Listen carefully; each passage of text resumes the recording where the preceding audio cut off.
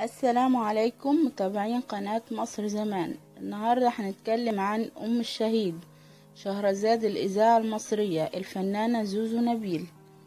هي من مواليد 7 يوليو 1920.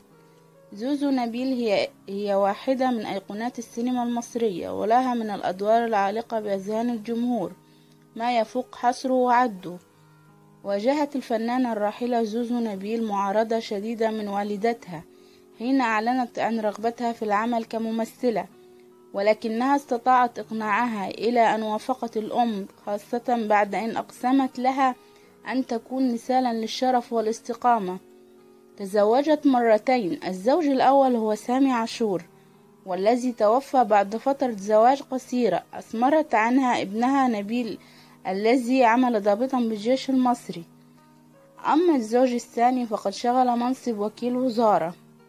وافقت على انتقال زوجها الثاني برفقة زوجته الأولى وأولاده إلى منزلها ليعيشوا كأسرة واحدة وعلى غير العادة، فقد كانت علاقة زوزو بدرتها علاقة قوية جدا بعيدة عن الغيرة والكراهية. جمعتهما علاقة صداقة رائعة بدرتها، حتى إنها كانت تتباهى بها وترى إنها شقيقتها، إلى الحد الذي دفعها لزواج ابنها الوحيد من ابن درتها.